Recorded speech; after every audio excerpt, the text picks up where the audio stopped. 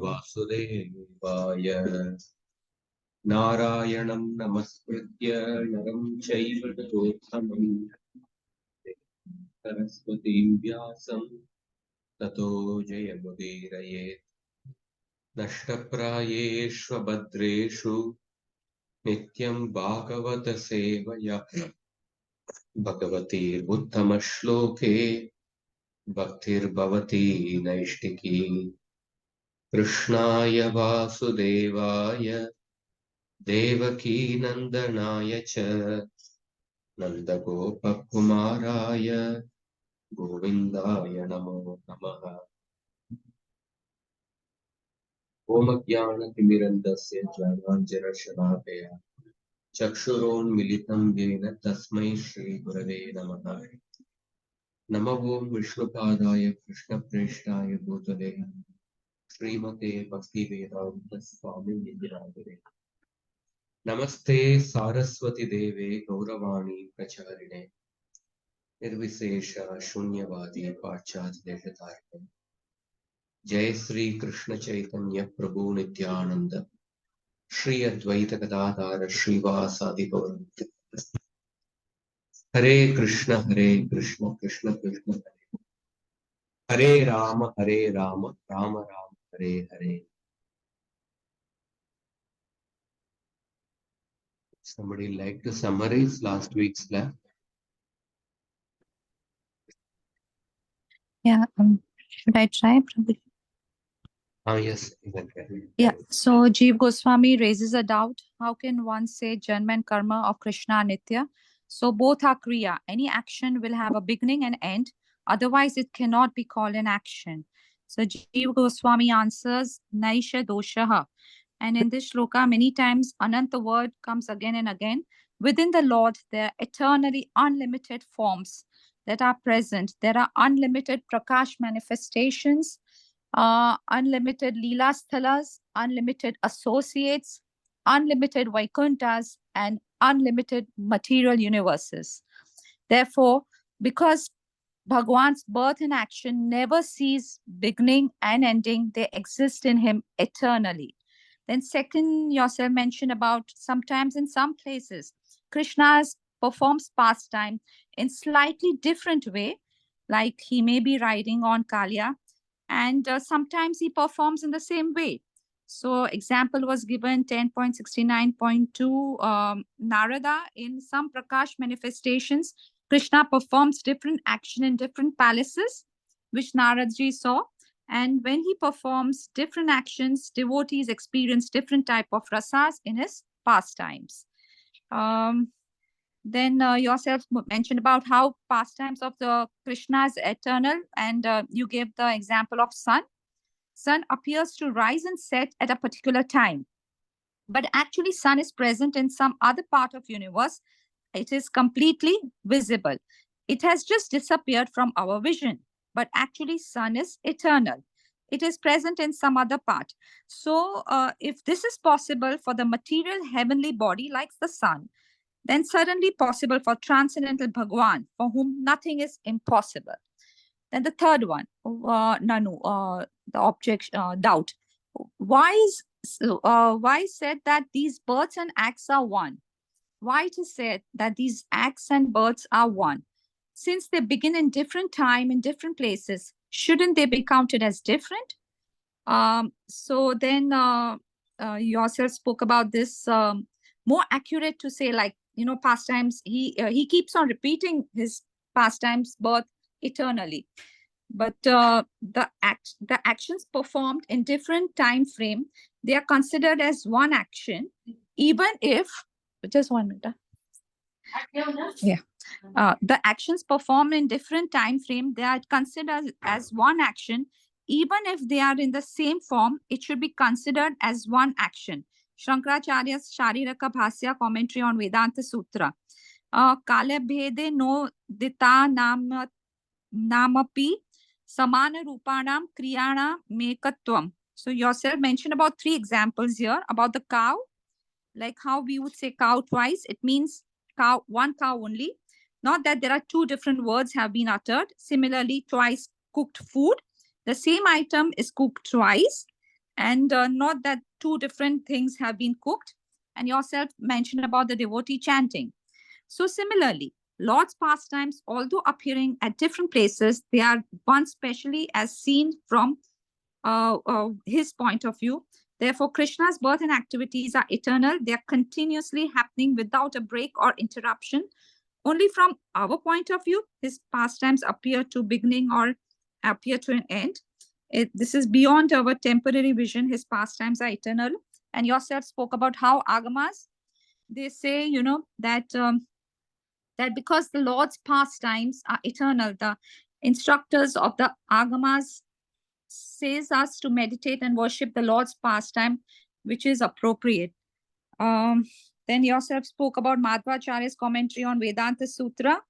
Uh, the present and the future exist in him, and the upasamhar yatvam, suitable to be employed in the context to be worshipped. Bhagwan's activities deserves to be worshipped. Birth Lord's birth is different from his material birth, and Lord's appearance in the world in imitation to birth in the material world. In this, you spoke about two examples, like about taking birth from the womb of the mother, Devaki mother, and another was Krishna, who appeared, who is in the resides in the core of every living entity, appeared from Devaki, the embodiment of divine qualities, and Krishna appears as just as the full moon appears in eastern horizon.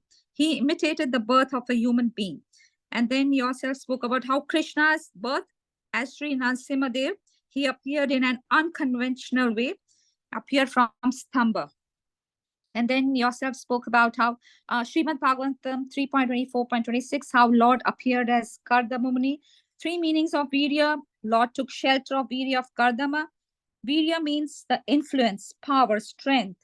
He is being controlled by the strength of the bhakti of Kardama Muni. And third is Virya means son, putra.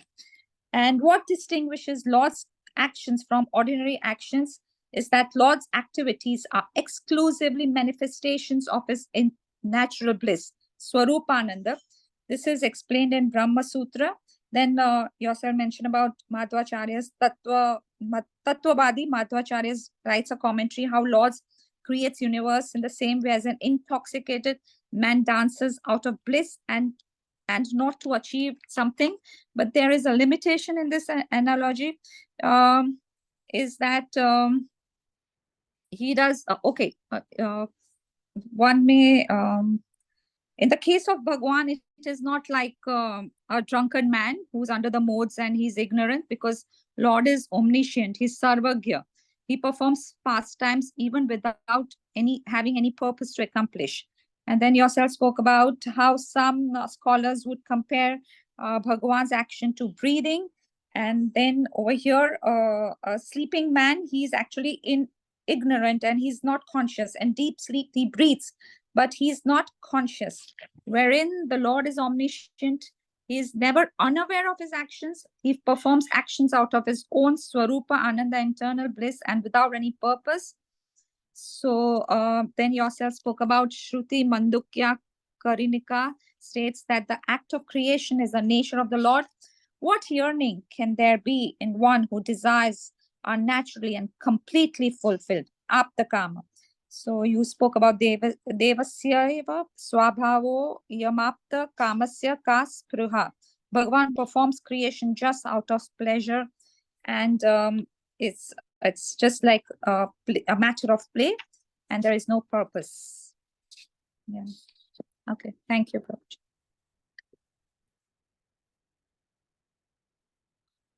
We saw till this point last time? Yes. Okay. You can see the screen translation, this is? Yes. Okay. So this 47th anuccheda, thank you very much, Mataji, for nicely summarizing last week's class. I'm just reading your notes. I'm not No, actually, the thing is, you should actually memorize and speak, but I can't do that. that is, you have gone through the soft copy which I shared with you, you are able to use it? Or you made a note separately? No, so as when you are speaking, I'm just writing down. Okay. There is also the soft copy, the one which I'm sharing the screen. Those who want to revise the class with the help of the soft copy translation, they can revise it. Of course, the soft copy is not meant for sharing with others, but those who are attending the class, I can share, and this can be used, opened using Kindle or some other app, whichever is like there are some apps which we can use to open these files. Kindle app. But you almost summarized almost the entire class very in a short time. So we'll continue. This 47th Anucheda is little long. The theme of this 47th Anucheda is Bhagavan's name, form, actions, and attributes are transcendental. The previous Anuchedas, particularly, we discussed how Bhagavan's form is transcendental. Many Anuchedas. In this Anucheda, his name, form, actions, and attributes are transcendental. And this part of the Anucheda, which we discussed last time, the main theme is that Bhagavan's birth and actions, they are eternal.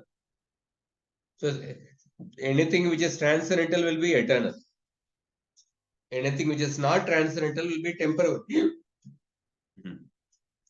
So we particularly have been discussing how his birth and action. Birth is also an action, and then other actions, they are also action. How they are actually transcendental. That is what we have been discussing. So we will go ahead after that. Mandukya Karika. So in the document, where is it?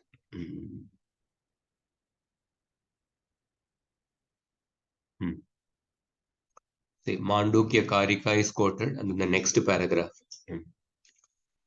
Atra प्राकृत सृष्ट्यादिगतस्य साक्षात् भगवत् चेष्टात्मकस्य वीक्षणादि कर्मणो वस्तुतस्तु तथा विदत्वे वैकुंठादिगतस्य कैमुत्यमेव आपतितम्.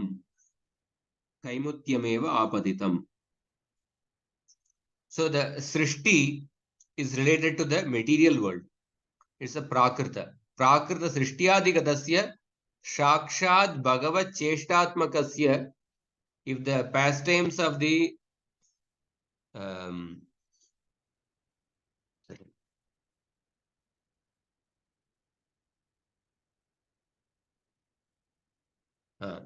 if the Lord's direct engagements, such as the act of glancing at the material nature, vikshana adi karmana, glancing at the material nature, if they are accepted as his pastimes, prakrita srishtiyadigatasya, if the Lord's direct engagement, such as glancing upon the material nature for the purpose of creation, if they are accepted as transcendental, then what to speak of the Lord's actions in the Vaikuntha? They are definitely transcendental. There is no question about discussing about the Vaikuntha action. They will be definitely transcendental. So Vaikuntadikatasya kaimutyameva apatitam. Using Kaimutika Nyaya, the Lord's actions in the Vaikuntha, they are definitely going to be transcendental. If the actions of glancing over the material nature, if they are transcendental, then what to speak of the actions in the Vaikuntha? Yatoktam. It is also said, yes, Yatoktam, he is quoting another verse, Nagapatni Bihi, from the prayers of the Nagapatnis in the 10th canto, I think 16th or 17th chapter. Avyakrita Viharaya. This term Avyakrita Viharaya comes. our obeisances unto you. He just quoting only that phrase from that shloka. Our obeisances unto you, who always enjoy in his own nature. Avyakrita viharaya. Vihara means enjoying. Avyakrita viharaya, who always enjoys in his own nature. Atayeva Shri Shukadinamapi tal Leela Shravane Ragatah Pravritir Yujyate. So the Lord's actions in relation to the material nature are transcendental, and definitely the actions in the Vaikuntha, they are also transcendental. Even Shukadeva Goswami and other liberated sages, Tatta Leela Shravane Ragatah, they exhibit total absorption, Ragatah, in the hearing of Krishna's pastimes. So, if the liberated sages like Shukadeva Goswami, if they get absorbed in Krishna's pastimes, then how can they be material? It definitely has to be transcendental, because liberated sages, they would never get absorbed in something material. Never get absorbed in something material. So the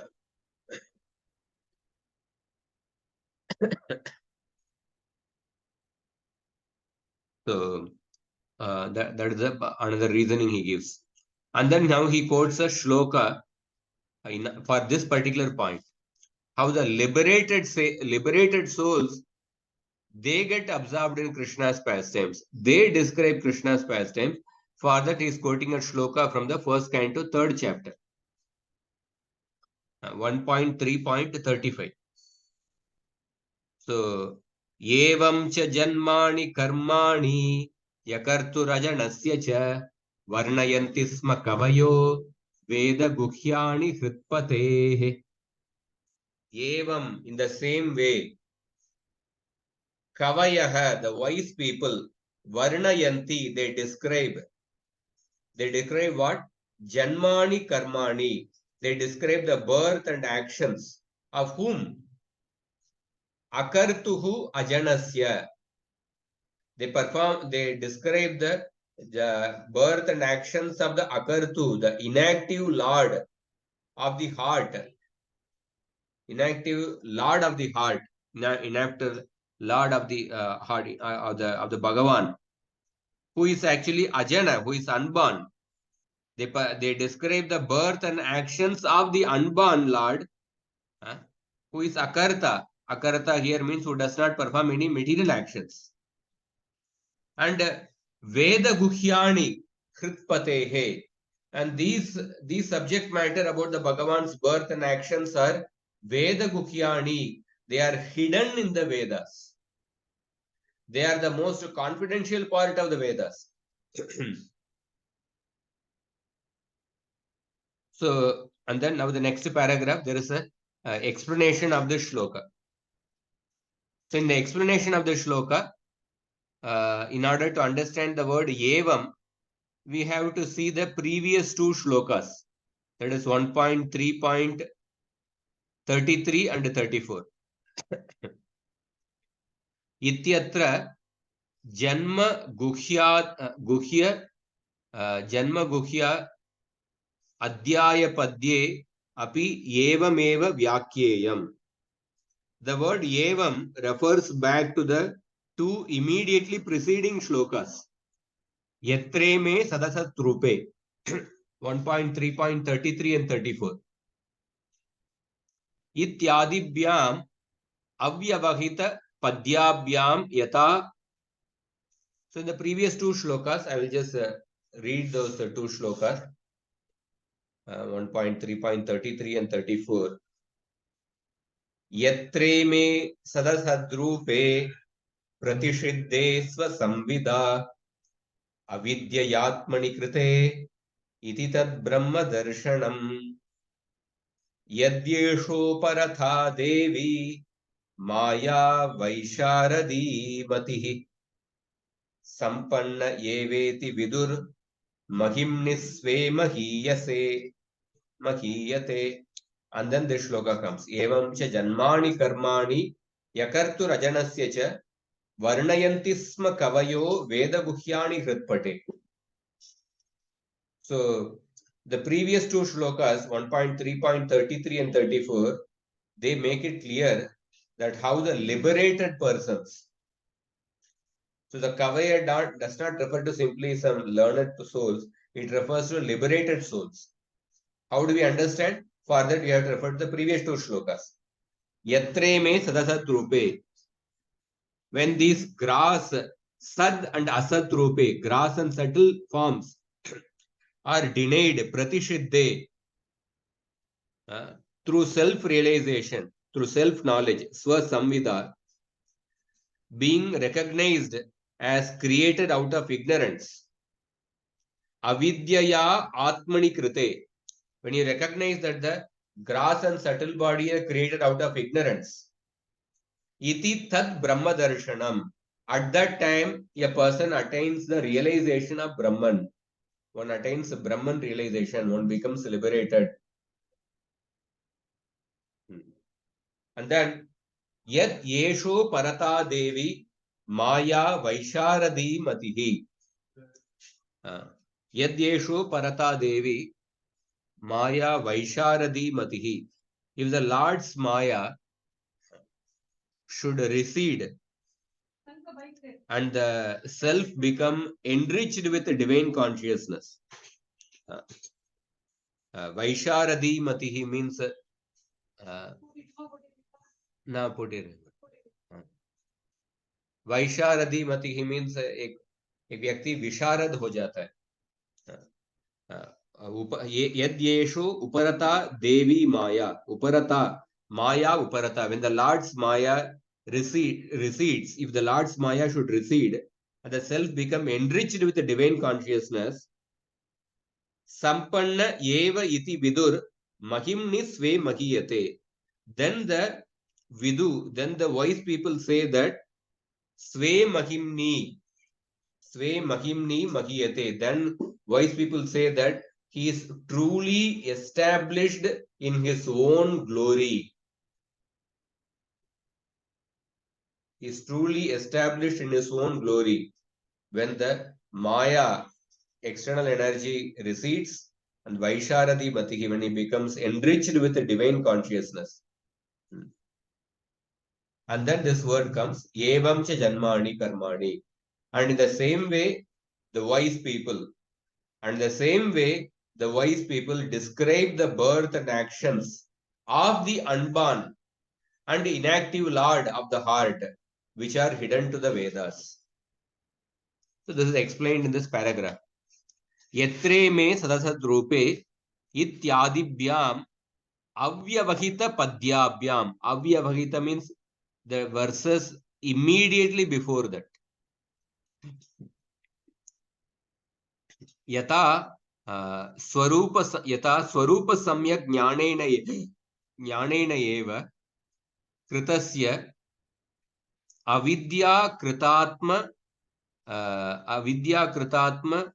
adyasa sad asad rupa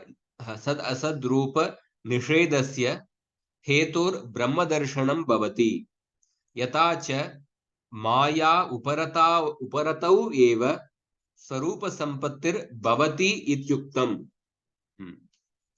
Evameva kavaya atmarama hritpatehe paramatmano janmani karmani cha varnayanti.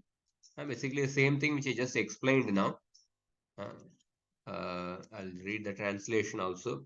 The word evam refers back to the two immediately preceding verses. Evam is actually pronoun, or I think evam is indeclinable. So where it was stated that one attains Brahman realization after becoming free from Sad Asad Rupa Pratishiddhe, free from the self-identification with the subtle and the gross bodies. And these gross bodies are caused by what? Avidyaya, by the ignorance. And through the dawning of the genuine awareness of one's own true nature. So additionally, the verses state that one attains the wealth of one's true nature. Sve mahimni mahiyate, that means he attains the wealth, sampatti, the word sampatti used. Sampatti means wealth. Wealth of what? He attains the wealth of his true nature on being freed from the material bondage. And thus the wise referred to in the above verse, the Kavaya referred to in the above verse are precisely the liberated sages, the Atma Ramas, because these people have got liberated from the gross and subtle body. That means they are actually uh, they are Atma Ramas. They take pleasure only in the Atma, liberated sages. And such people, they describe, Varnayanti, they describe the birth and actions of the Supreme Lord. Evam cha janmani karmani hakartu rajanasya cha. Is it understandable? Yeah, Prabhuji, Huh. this Kavayo, why should it be mentioned? Why it not be a Muni or the such a words not used? Kavayo, what is the relevance here? The third 35 shloka. Why the learned man is given here? Because they all learned agreed, but here it's also implied that they are liberated. Yeah, that becomes evident when we see the previous two shlokas. That is how it refers to the liberate, because Kavi sometimes it can refer to a poet actually. Can be a general person who is a poet or a learned person. But it specifically refers to not simply a learned person who is liberated, the Atma Ramas. That meaning becomes evident when you see the previous two shlokas, and therefore Jiva Goswami is is explaining the previous two shlokas also.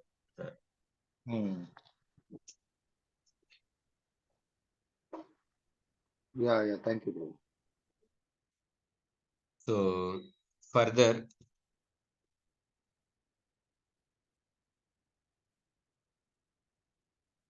तत्तत् प्रतिषेधे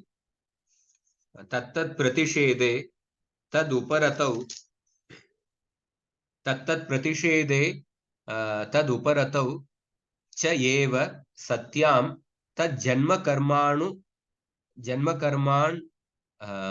जन्मकर्म अनुभव संपत्ति भवत इत्यर्थः.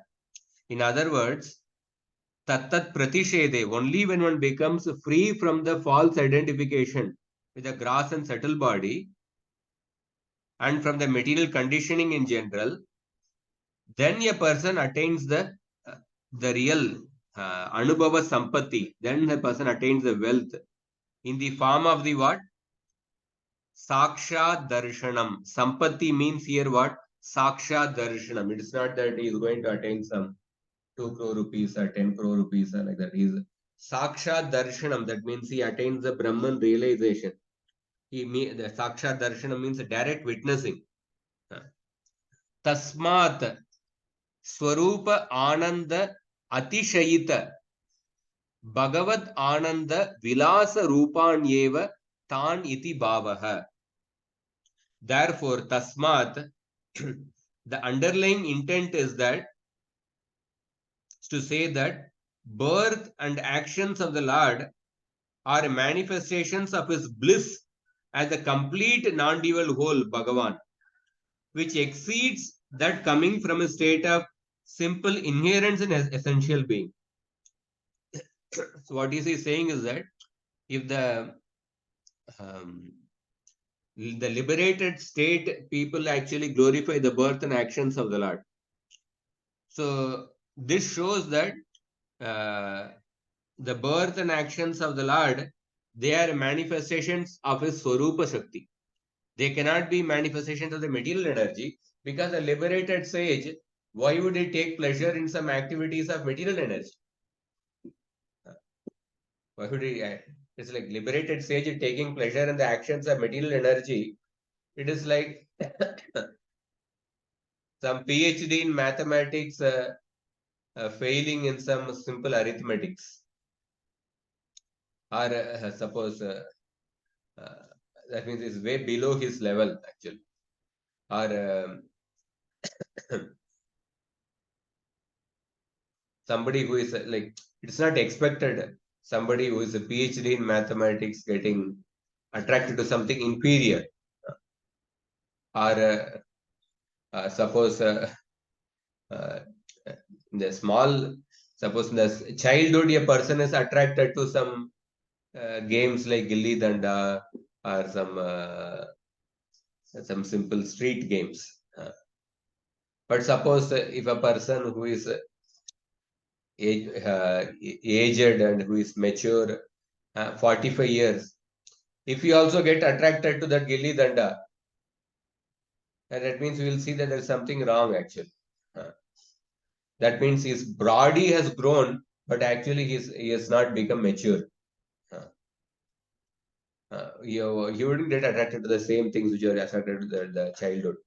So similarly, liberated sages, if they are actually speaking the birth and actions of the Lord, that means the birth and actions of the Lord must be coming from his spiritual Swarupa Shakti, which is beyond the three gunas.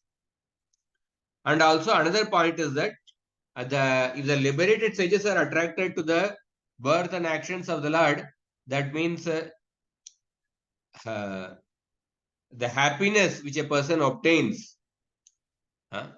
in the relationship with Bhagavan, it far exceeds the happiness of Brahman realization. And this is also indicated. And then further, Atayeva Prakrita Vailakshanyat Akartur Ajanasya Ityuktam. Atayeva Veda Guhyanyapi Taniti. For this reason, it was said of the Lord that he is inactive, Akarta.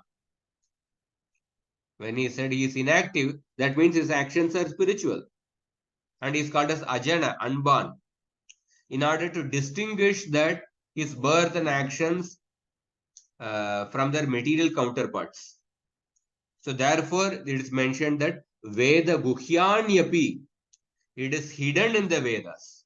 They are hidden in the Vedas. And then he is quoting another shloka from Akrura Stuti.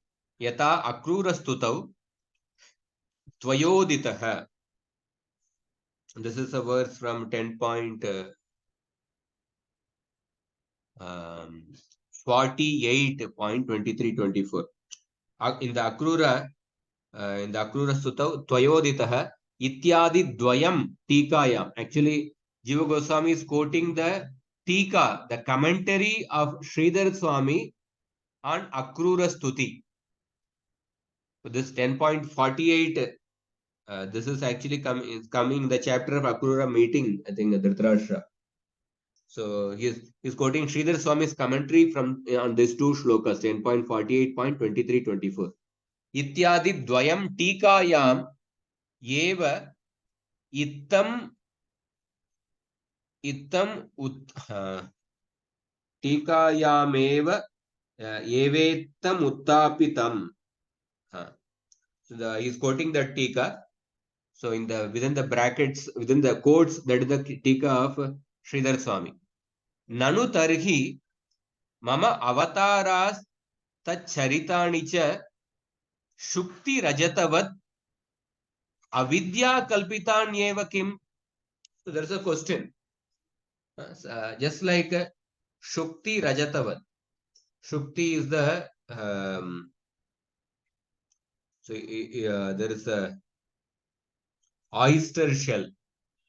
So sometimes a person perceives the oyster shell as a silver out of ignorance, out of illusion. So similarly, just like a person perceives the oyster shell as a silver, similarly, one may be perceiving the birth and actions of the Lord as spiritual. That means by mistake he is perceiving them to be spiritual. Just like a person by mistake is perceiving the oyster shell to be silver. Like that, one raises, Sridhar Swami is raising the objection. And then he gives the answer. Nahi nahi. It is not like that. That is wrong. Iyam tu tava lila ityaha dvayena tvayodita iti. It is not at all. This is the Bhagavan's Leela. Akrura answers that no, not at all. This is your Leela Then Akrura speaks the next two verses, beginning with Tvayoditaha.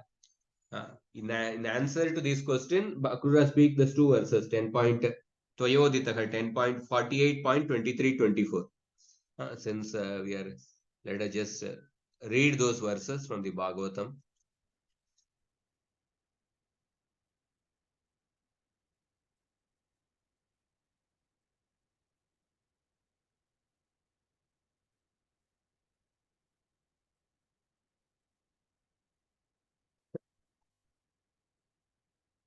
त्वयोदितोऽयं जगतो हिताय यदा यदा वेदपतः पुराण बाध्येत पाषण्डपतैरसद्भिस्तदा भवान् सत्त्वगुणं बिभर्ति.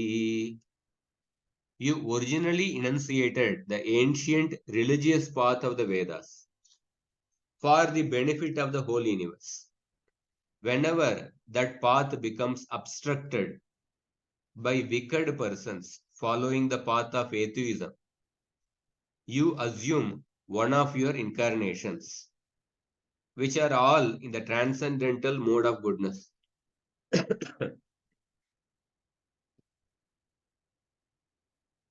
Next shloka.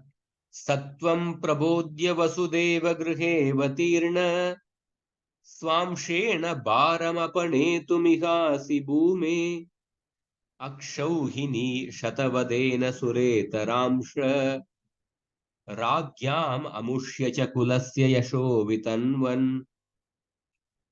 You are that very same Supreme Person, my Lord, and you have now appeared in the home of Vasudeva with your plenary portion. You have done this to relieve the earth's burden by killing hundreds of armies led by kings for expansions of the demigods' enemies, and also to spread the fame of our dynasty. So especially the key word is that Sattvam Gunam Bibarti. Sattvam Gunam Pibarti in the 23rd shloka. Sattvam Gunam means the Vishuddha Sattva, the pure goodness. So you assume one of your incarnations, which are all in the transcendental mode of goodness. So these two verses are quoted by Jiva Goswami to show that that Bhagavan's actions are actually in Shuddha Sattva. And then he quotes from the Vishnu Puran. Tataiva cha Bhagavat Swarupa Samyena Uktam Vaishnave Namakarma Swarupani Na Pericheda Gochare Yasyakila Pramanamsa Pramananam Savishnur Garbhagastava. Sri Vishnu, whose names Nama Karma, whose names, forms, and actions are agochare, incomprehensible, through yasya akila pramanam, are incomprehensible through any of the pramanas for acquiring material knowledge. Akila pramanana. There are many pramanas for acquiring material knowledge. Pratyaksha pramana, anumana pramana, arthapatti, upama, like that many pramanas are there. But Bhagavan's name, form, and actions are incomprehensible through all the pramanas for acquiring material knowledge. And that Vishnu has Sa Vishnur Garbhagastava. That Vishnu has entered your womb. He has entered in your womb. So this verse also shows that Agochare Akila Pramananam. These are the key words. How the Bhagavan's actions and his birth are actually or the transcendental platform. They cannot be understood with the different material pramanas.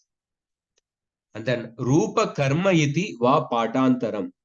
In certain other versions of the shloka, instead of Nama, Rupa is mentioned. Means Bhagavan's form as transcendental. Ittameva Avipretam Sri Gitopanishadbihi. So in the Gita also, Krishna mentions the same point. Janma karma chame divyam evam yovetti tatvatah tyaktva deham punarjanma naiti mameti sorjuna. My birth and actions are transcendental. One who understands this, he never takes birth again in this world. So this is the end of the second part of the Sanucheda. But going ahead, we'll go to the third part of the Sanucheda. Tata namno. From this paragraph, Tata namno. So in this part, Bhagavan's birth and actions are how they are eternal, transcendental has been discussed. Now in the next part of the Anucheda, he is going to focus on how the Krishna's names are also spiritual. They are not material and they are eternal. That is going to be discussed. Tata namno vailakshanyam vang manasa gochara vang manasa agochara guna avalambhitvena swataha siddhatvam. So namno vailakshanyam, the distinct nature of Bhagavan's name is that vang manasa agochara. They are imperceptible through the speech and mind. And it is swataha siddhatvam. Swataha siddhatvam means it is self-manifest. Self-manifest. Tadyata Vasudevayatme. He is quoting a shloka from Vasudevadhyatma, some particular scripture. What is the shloka? Aprasiddes tadgunanam anama asau prakirtitah. That because his qualities are unknown to people, he is said to have no name. So Bhagavan is called as Anama, one who has no name. In this Vasudeva Adhyatma, he is said to have no name. Why is said to have Anama? Because Aprasidde Tadgunanam. Because his qualities are unknown to the people. They are not perceptible through the speech and our mind and senses. So therefore, he is said to be, because his qualities are imperceptible through our material mind, body and senses. So therefore, he is called as Anama. Anama literally means one who has no name. But actually it means that one who has no material name. Just like remember that example, somebody who Italian or Mexican who returned from Govardhan, he says that Govardhan mein kana nahi hai. There is no food in Govardhan. 2-3 weeks back, I went to Govardhan, Giriraj Mishtan Bandar. So there they had Rajbhog sweet and hot Imarti they were giving. And then there is a Kachori was there. And then there was Samosa chaat was there. And then Son Papdi and many other items are there. But somebody in Mexican, he returns from Govardhan, he says that Govardhan, there is no food. That means, what does it mean? It means that he is referring to there is no Mexican food in Govardhan. It doesn't mean that in Govardhan people are starving out of hunger. It means that there is no Mexican food. So similarly, when it is mentioned that Bhagavan has no name, that means he has no material name. Because his spiritual form, qualities, action, they are imperceptible to our material senses. Therefore, he is called as Anama. And then he quotes another shloka from Brahma Purana. Anama soprasiddhatvad arupo bhuta varjanat. So the Lord is said to be Anama, nameless, because the transcendental nature of his name is unknown. Aprasiddhatvad, his nature of his name is transcendental nature of his name is unknown. And Arupa, the Lord is called as Arupa, formless, because Bhuta Varjanat, because his form is not made of the Bhutas, the 5 Panchamahabhutas, the material elements. And then he quotes the third shloka. Atayeva Nama Karma Swarupani iti Purva Udaharana Anusarena Anusarena Asyapi Vaishnava Vakyasya Ayameva Arthaha. Therefore, the following verses from the Vishnu Purana, they should be understood in the same way as the verse cited above. Purva Udaharana Anusarena Asyapi Vaishnava Vakyasya Ayameva Arthaha. So now he is going to quote two shlokas from the Vishnu Purana. So these sentences should be understood in the same way as the verse cited above, Vasudevatyatma and the Brahma Purana verse. So Nama Karma Swarupani. Nama Karma Swarupani, that means the Vishnu whose names, forms and activities are incomprehensible. That is the verse which was stated above. That is, it was stated above from the Vasudeva Adhyatma. So according to the meaning of this shloka only, we have to understand the Vishnu Purana verse. What is the Vishnu Purana verse?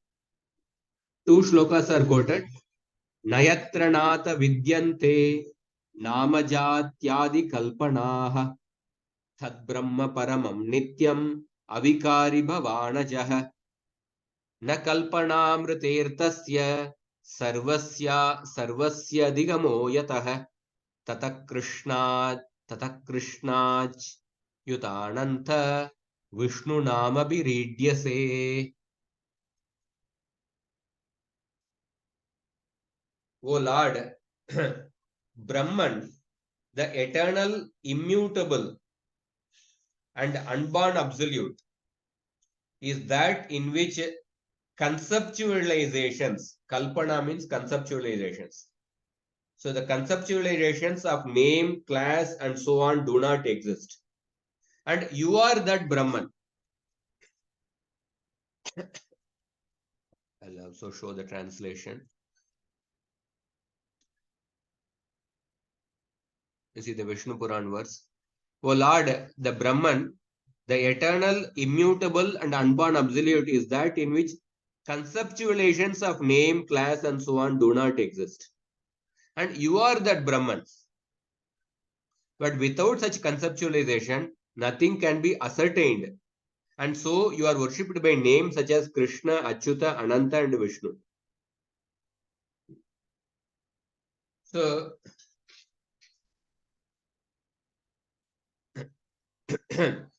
in the supreme absolute truth, the conceptualization does not exist.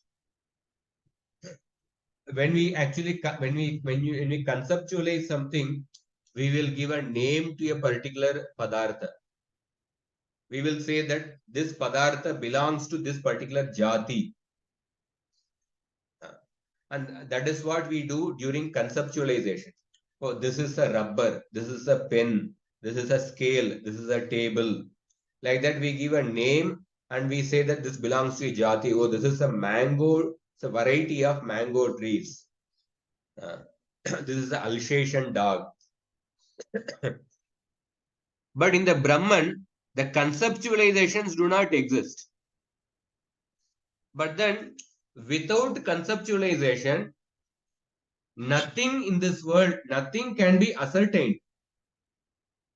Nothing can be ascertained. And therefore, and so you are worshipped by names such as Krishna, Achyuta, Ananta, and Vishnu. So you see, this Vishnu Purana verse is saying that Lord has names as Vishnu, Achyuta, Ananta, and Vishnu. Krishna, etc. But the previously we read two shlokas which say the Bhagavan as Anama, Arupa.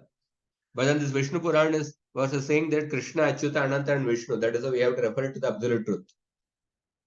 So, ityetad, the next paragraph, ityetad Vaishnava vachanan antaramapi na viruddham. So, this Vishnu Puran verse is contradicting the previous shlokas.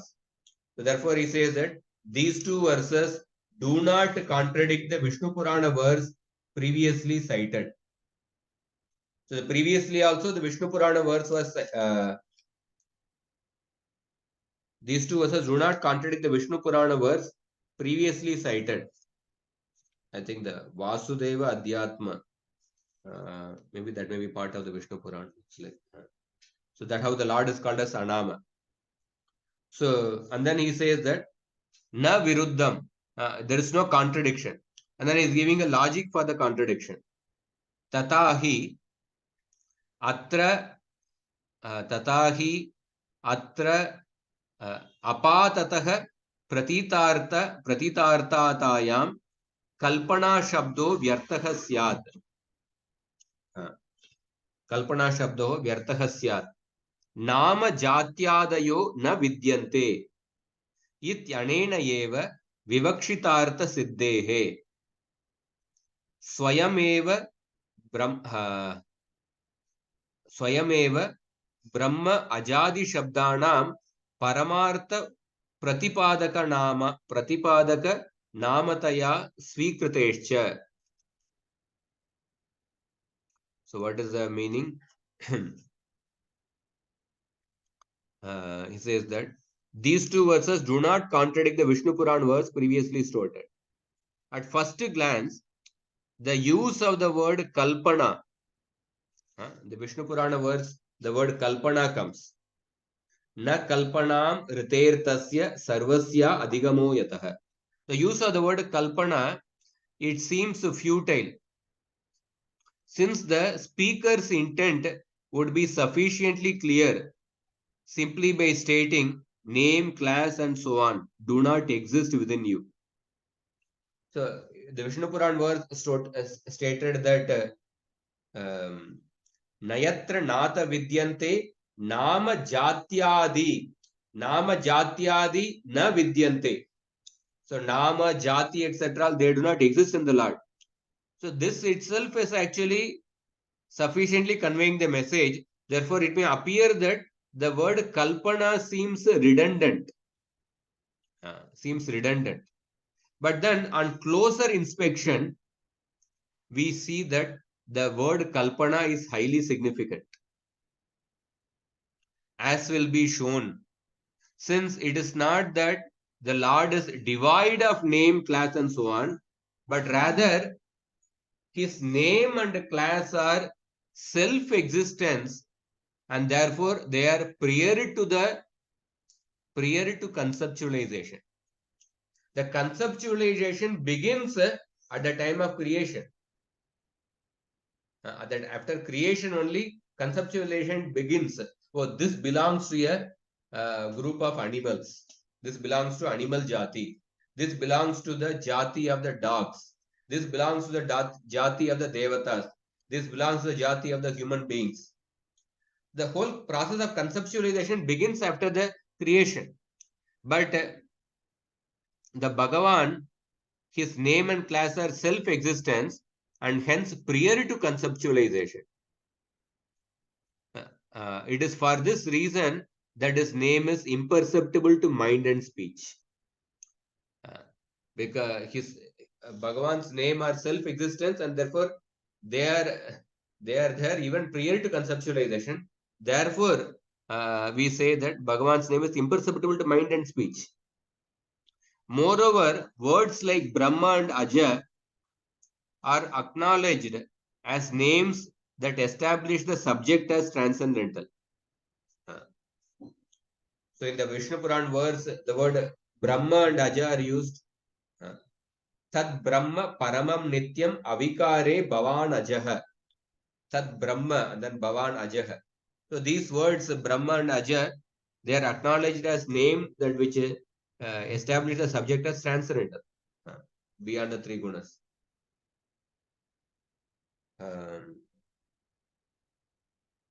Next paragraph. So it is little. We'll take some more and then we'll add. The next paragraph, he says that Ajam Ekam Lohita Shukla Krishnam.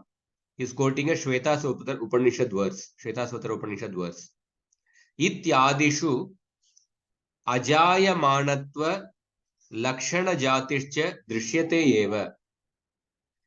तथा नामादि कल्पना न विद्यन्ते इत्युक्त्वा स्वयं कृष्णादि नामकल्पनोक्तिर्विरुद्धा स्यात् कल्पनया वा कथमीड्यता स्यात् कल्पनाया अनियतत्वात् च कथं कृष्णादि नाम नयत्यमुच्यते नयत्यमुच्यते. So what is the meaning here? In the statements such as Ajam Ekam Lohita Shukla Krishna. Ajam Ekam, that means there is Aja. Aja actually also refers to a goat. There is a single goat. Lohita Shukla Krishna, red, white, and black in hue. In these statements, Ityadishu Ajayamanatva Lakshana Jatisya Drishyate Eva. In these statements, the specific class is characterized as pertaining to the state of birthlessness. Specific class characterized as pertaining to the state of birthlessness is also indicated. Since, as already noted, the word Aja means both a goat and a unborn. Hence, the statement would be considered there is one unborn. So, Ajam Ekam, it can mean that there is one goat. But the word Aja refers to a goat as well as the unborn. So that means Ajam Ekam means there is one unborn.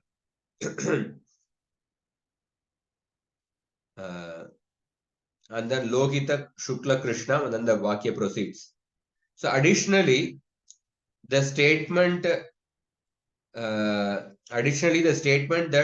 there is no conceptualization of name and so on.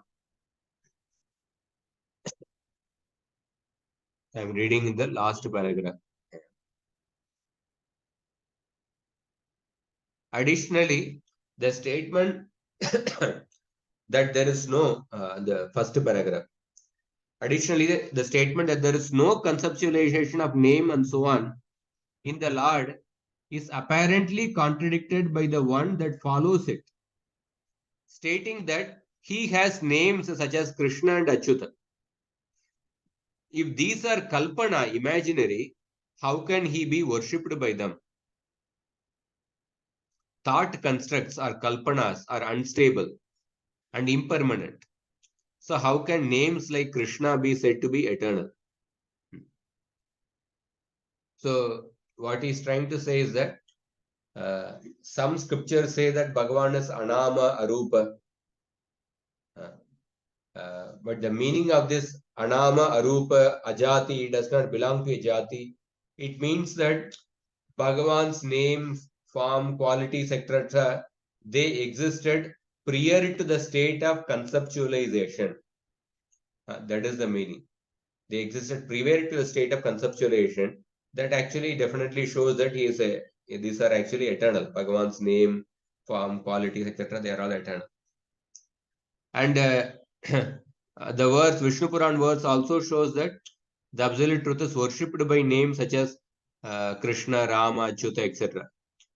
So this also shows that he cannot be worshipped by some imaginary names. Therefore, Kalpana cannot refer to the imaginary thing. So if Kalpana is imaginary, then how can Krishna be worshipped by certain imaginary names? So thought constructs or kalpanas are unstable and impermanent. So how can names like Krishna be said to be eternal?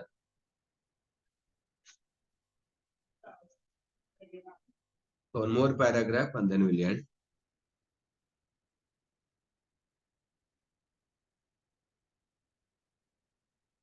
Tasman namakarma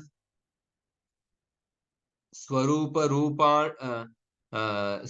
rupani ityanusarat cha ayam artah yata yatra nama jatyadinam namani krishnadini jatayo devatva manusyatva kshatriyatwadi leelas tadadinam kalpana na vidyante किंतु स्वसंस्थया समाप्त सर्वार्थम ityukta disha swarupa siddha nitya shakti vilasa rupanyeva tan ityartah. So what is the meaning here? So in accordance with the meaning of the verse cited earlier, Sri Vishnu, whose names, forms and activities are incomprehensible, agocharatvad, in accordance with the meaning of the verse cited earlier, the Vishnu Puran statement should be understood as follows. Because when we understand the meaning of a Vedic statement, sometimes in order to give one meaning to a Vedic statement, we we may give a wrong meaning to another Vedic statement. Or sometimes when there is a contradiction between two Vedic statements, instead of resolving the contradiction, if we end up saying that, oh, this statement is wrong and this statement is correct, so therefore accept only this statement. If you end up saying like that, it is like when there is a fight between two bulls, you kill one bull in order to save the another bull. So this is a sinful, there will be a sinful reaction. You have to stop the fight and not kill the bull. So in accordance with the meaning of the words cited earlier, the Vishnu Puran statement should be understood as follows. As follows what? In whom conceptualizations of names, forms and so on do not exist. Nama jatyadi kalpana na vidyate. The word Nama refers to Krishna and other such names. That there is no conceptualization in regard to the name Krishna indicates that the name Krishna exists prior to the act of naming or mental assignation. The word Jati refers to Krishna's Leela of appearance within the classification of the Devatas, humans, or warrior kings. He appears in a Kshatriya dynasty or as a human being or among the Devatas. So that there is no Kalpana in regard to Krishna's Leela of appearance within these classes indicates that his existence transcends all such categorization. And the word Adi means anything else in regard to him. So the conceptualizations do not exist in regard to his names, the classes within which he appears, or anything else in relation to him. Rather, it is to be understood that all of these are simply manifestations of the eternal potency of his essential nature, as indicated in the following words discussed earlier. So the conclusion is that goes further. The anuccheda goes further ahead, but the point is that Bhagavan's name, form, qualities, they are all belonging to his Swarupa Shakti and they are eternal. They existed even before the conceptualization, that means even before creation. So these are all eternal. And then now he's quoting a shloka. So this shloka is from where? There's some Srimad Bhagavatam 10th canto. 10.37.23. विशुद्ध विज्ञान गणम स्वसंस्थया समाप्त सर्वार्थ ममोघ वांछितम स्वतेजसा नित्य निवृत्त माया गुण प्रवाहम भगवंतमीमहि. We approach that Supreme Lord who is Vijnana Ganam, who is pure consciousness personified, and whose goals are automatically accomplished. Samapta Sarvartha Mamoga Vanchitam, by virtue of his being situated in his own existence, whose desires are always fulfilled, and by whose prowess the flow of the three gunas of Maya is ever dispelled from him. So this verse is quoted by Jiva Goswami. The purpose of quoting this shloka is that Bhagavan's name, qualities and activities, they are all actually manifestations of his eternal potency. That is Vishuddha Vijnana Ganatvam, who is pure consciousness personified, and whose desires are fulfilled, and by whose prowess the flow of the three gunas of Maya is ever dispelled from him. So therefore, Bhagavan's name, actions, they cannot be under the three modes. Because he himself is the personification of Vishuddha Vijnana Gana, then how can his actions be under the three modes?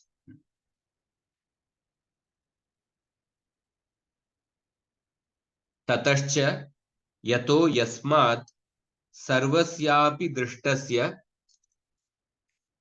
vastunaha kalpanam namadi rachanam mritedigamo vyavaharika bodo na bhavati. ततस्तस्मादेव हेतोः कल्पनामयं नाम तन्नामिनं चार्तं सर्वम् अवज्ञाय निखिल प्रमाण परिच्छेद अगोचरत्वेन वेदात्मतया स्वतः सिद्धैः कृष्णादि नाम उपलक्षणैः प्रसिद्धैरेव नामभिः स्वतः सिद्धत्वमेव ईड्यसे मुनिभिर वेदैश्च श्लाघ्यसे न तु कल्पनाम अयैर न तु नामयैर अन्यैस्त्वमपि श्लाघ्यसे तादृश महिमबस्तिरेव तव महिमा व्यक्ति भवति इति. So an alternative the empirical knowledge of all perceptible objects cannot occur without a classification of names and so on. Any perceptible object, in order to get empirical knowledge, it cannot be possible without classifying them as name, jati, etc. For this reason, the self-existent Lord, fully comprehending the nature of material names and their corresponding objects, is worshipped instead through the self-existent, celebrated eternal names such as Krishna by the sages and Vedas.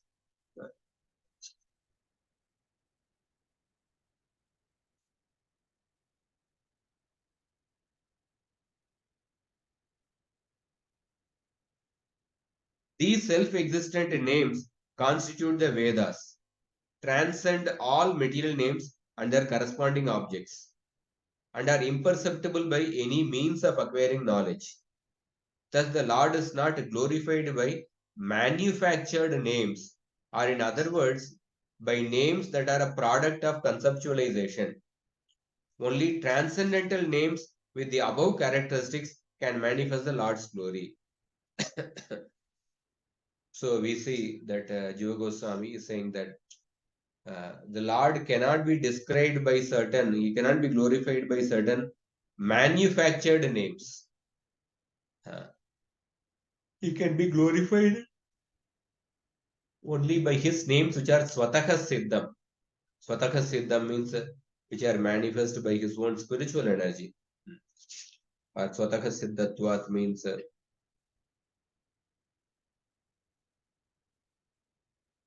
is self-manifest. So, self-manifest. So these self-manifest names of the Lord, they are present in the Vedas. They transcend all the material names of their corresponding objects. And so only the transcendental names with above such characteristics can manifest the Lord's glory. And then further we'll actually go take ahead in the next class. So today, summary, what we discussed, the third part of the anuccheda. The third part of the anuccheda, Jiva Goswami is taking how Bhagavan's names are spiritual. First, he quotes two shlokas where it is mentioned Bhagavan is called as Anama. And then he quoted another shloka from Vishnu Purana which says that Bhagavan has names like Krishna, Achyuta, etc. So Bhagavan's name, Bhagavan does not belong to name jati. That means that he existed before the process of conceptualization began. Before creation, his names, form, qualities, etc., they all existed. So you are trying to reconcile these contradictory statements. And so therefore the word kalpana means conceptualization. Before the stage of conceptualization, Bhagavan's name existed. And then we discussed that if Bhagavan is worshipped by Krishna, Achyuta, Vishnu, etc. by these names, that means these names cannot be imaginary. They cannot be kalpana. They are actually his eternal name.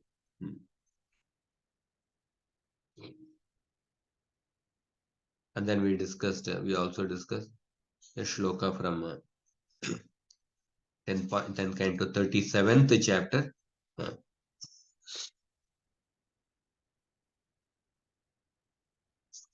So these are some points what we discussed today. We'll further go ahead in the next class. Anybody has any questions, comments, anything that's not understandable, we'll go through again.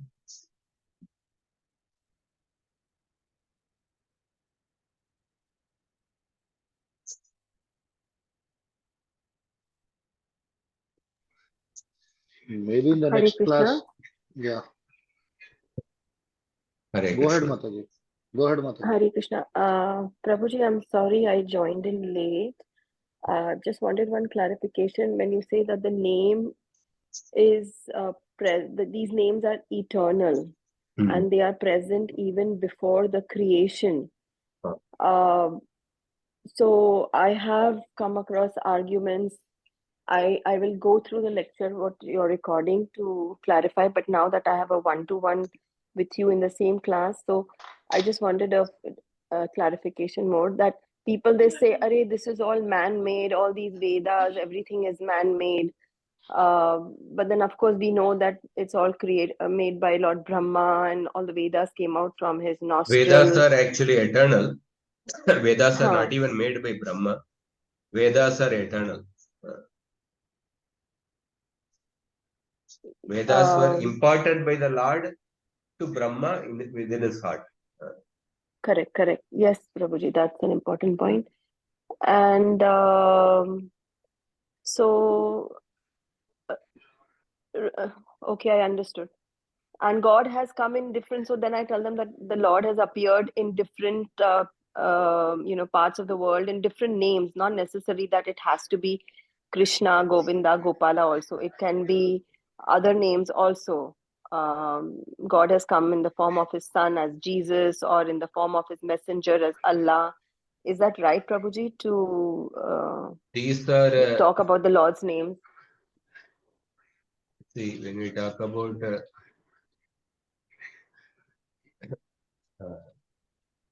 individual person, Jesus Christ, he can be he's a saint who made some sacrifice. We have to appreciate that. But when we talk about the religion, Christianity, when we talk about the religion, Islam, if we study the life story of Muhammad, you'll be completely bewildered. How can he be the messenger of God? There are so many unnatural sexual relationships with the different people, actually. And I doubt these are all propaganda thing, messenger of God. Sometimes Prabhupada, when he was preaching in the certain Western countries, if you read Prabhupada's lecture in Tehran or certain Western country, but you can't, so he would say that, oh, these are all messengers of God. All religions take the same thing. So like that, sometimes in a open this one may have to present in that way. But the truth, when you see these religions, say Christianity and Islam, they are inherently exclusivistic in nature. When you read Chaitanya Charitamrita, Mahaprabhu's conversation with Chandgazi, Mahaprabhu directly says that in your scriptures there are mistakes and illusions. He is referring to the scriptures of Christianity and Islam. Prabhupada says that the scriptures of the Malaysias are three: Old Testament, New Testament, and Quran. And Chaitanya Mahaprabhu is saying that there are mistakes and illusion. There is direct statement of Mahaprabhu. So if they are mistakes and illusion, that means they are actually man-made scriptures. They are man-made religion. So when we see there are different religions which are not, which are outside Sanatan Dharma, which don't accept the Vedas as an authority. For example, Buddhism rejects the Veda. Jains, they don't accept the Veda. They are also outside Sanatan Dharma. Christianity and Islam, they are also outside Sanatan Dharma. But then we don't find a threat from Buddhism or Jainism. Just like suppose like you are a doctor and in somebody's body a tumor has been found. Once a tumor has been found, then he asks the doctor, is this tumor benign or is it malignant? Suppose if the doctor says that, so all tumors are benign, if he says, just if we give a general statement, will you just accept it like that? All tumors are benign. Benign. No, you will No, actually Prabhuji. first want Yeah. to further test to find out whether it is a benign or malignant. So similarly, to say that all religions teach the same thing, it is like saying that all tumors are benign. So there are some tumors are benign, some tumors are cancerous actually. So similarly, if we talk about Buddhism and Jainism, they are actually benign tumors. We don't have any opposition. We don't find a threat. Sanatan Dharma does not have a threat from Buddhism and Jainism. Although they are outside the purview of the Vedas. Many Jains, they support cow protection. They have a very sattvic lifestyle, and they may even become devotees when they come in contact. But when we talk about Christianity and Islam, because they have an inherent exclusivistic statements which are there in their own scripture, it's an interpretation, it is there in the scripture. Therefore, they act like a cancerous tumor. The cancerous tumor, it will start spreading and it will not allow the good cells to exist. It will not allow the other parts of the body to function. That is the nature of the cancerous tumor. So similarly, Christianity and Islam, Christianity goes into the more physical violence, physical terrorism. Islam goes into the more physical terrorism. Christianity, in that also historically, you will see that those who did not get converted, if you see the history of Goa, how many people who refused to get converted, how they were physically slaughtered, etc. Punishment was given. So history is there. But so these religions are actually cancerous tumors. They will not allow the other religions to exist. But sometimes Prabhupada in certain purports also, he has just mentioned, Muhammad is the son of God. This is the son of God. Jesus may be a saint, but I don't, Muhammad I have to like highly doubtful. Because when you read the history of life story of Muhammad, it will be very bewildering actually. So Prabhupada has made a certain very benevolent, broad-minded statements because our books are there in the all over the world and many places. These other religions are prominent. So Prabhupada has to make such statements. They are more like a So, Prabhuji, there is no name which is beyond what we are reading in our scriptures, like a name which is there in our Vedas, but which the other people, they recognize that name, like the Jewish, the Hebrews. See, in some other language, suppose they use a particular word. Suppose if that word means omniscient, then that is also a name of God. If suppose the word means actually all powerful, then it is a name of God. In that way, suppose if we say Allah, suppose if it means omniscient or if it means all powerful, then it is a name of God. So in that way, Prabhupada in one class, he told in Tehran. So I told them to chant the names of Allah. You just chant the names of Allah given in your religion. That way, Prabhupada was encouraging them, preaching them. But ultimately, we want people to bring them to chanting the Hare Krishna, the names given in the Vedic scriptures.